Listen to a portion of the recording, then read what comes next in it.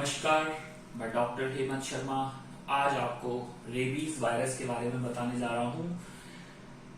Main जो focus रहेगा वो वैक्सीन के ऊपर है। तो पहले बता देते हैं, जो रेबीज वायरस होता है, ये इसमें जो फैमिली रहती है वो होता है लीजा वायरस। ओके, और रेबीज वायरस के सिम्टम्स क्या आते हैं?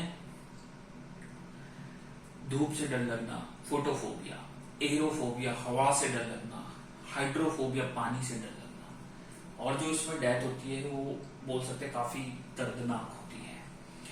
तो आज इस वायरस के बारे में मैं आपको कंप्लीट चीजें बताऊंगा। अगर आपको भी किसी जानवर ने काटा है या उसके बाद कोई सिम्टम्स वर्स हो रहे हैं तो व्हाट्सएप नंबर मेरा डिस्क्रिप्शन में रहेगा, कृपया डायरेक्ट कॉल ना करें। तो रेबीज वायरस होता क्या है, कैसे होता है, किन को होता है? देखो, कोई भी पालतू जानवर है, जैसे बिल्ली है, कुत्ता है, खरगोश है, गाय है, ठीक है, बैट है, चमगादड़ है। मेनली तो ये बताया जाता है कि बैट से आया है रेबीज वायरस। ठीक है, अब क्या होता है कि जब भी कोई बाइट कर ले एनिमल, या तो उसने सिर्फ चाटा है तो कुछ नहीं करना, उसमें कोई वैक्सीन रिकमेंडेड नहीं होती, सिंपल धुल लो, वॉश कर लो।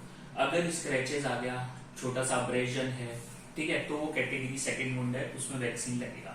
या फिर बहुत बड़ा बाइट लिया है, पूरा पीस निकाल लिया है बॉडी का, तो उस केस में क्या होगा, कैटेगरी 3 इम्यूनोग्लोबुलिन भी लगेगा, वैक्सीन भी लगेगा। ठीक है, तो अब बात होती है कि अगर कोई पालतू जानवर है, उसको वैक्सीनेशन हो रहा है, तो आपको वैक्सीन का जरूरत नहीं है। पर ये विदेशी गाइडलाइन है विदेशों के लिए। इंडिया में वैक्सीन का ऐसा कोई अच्छा स्टैंडर्ड है नहीं पालतू जानवरों का।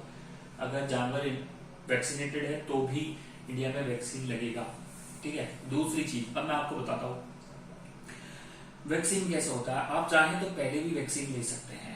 आपको किसी जानवर ने काटा नहीं, उससे पहले आप वैक्सीन अगर लेते हैं तो उसका रेजिमेंट होता है 0 डे पे लगेगा, 7th डे पे लगेगा, और तीसरा डोज लगेगा 21 या 28 डे पे। तो ये 3 डोज लगते हैं रेबीज वैक्सीन के। प्री एक्सपोजर प्रोफाइलेक्सिस बोलते हैं इसको, मतलब किसी एनिमल के कांटेक्ट में आने से पहले, काटने से पहले। ठीक है, तो ये हो गया। अब एक होता है कि आप पहले से ही वैक्सीनेटेड हैं और टिटनस का वैक्सीन जरूर लगता है इसमें, और कुत्ते ने काट लिया तो अब 3 महीने के दौरान काटा है तो वैक्सीन नहीं लगेगा। 3 महीने के बाद काटा है किसी भी जानवर ने तो आपको रेबीज का वैक्सीन लगेगा।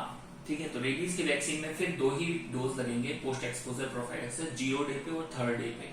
ठीक है, अगर आप मान लीजिए कि आपने कभी कोई रेबीज का वैक्सीन नहीं लिया है, फर्स्ट टाइम डॉग ने काटा है, अब वो कैटेगरी सेकंड वुंड है, तो उस केस में क्या होगा, कैटेगरी सेकंड के केस में आपको टिटनस का इंजेक्शन लगेगा, साथ में रेबीज वैक्सीन लगेगा।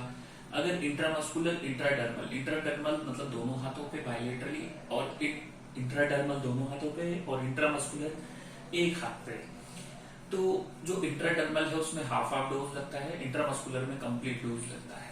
तो जो इंट्रा मस्कुलर का 5 डोज लगाना पड़ेगा 0 डे पे, 3rd डे पे वैक्सीन, 7th डे पे वैक्सीन, उसके बाद आपको लगेगा 21st डे पे, देन 28th डे पे।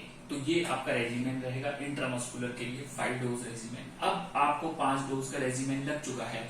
अब इसी दौरान आपको 3 महीने के अंदर कोई भी एनिमल काट लेता है तो आपको वैक्सीन नहीं लगेगा दोबारा, और अगर 3 महीने बाद काटता है तो वही पोस्ट एक्सपोजर प्रोफाइलेक्सिस 0 और 3rd डे वाला लगेगा।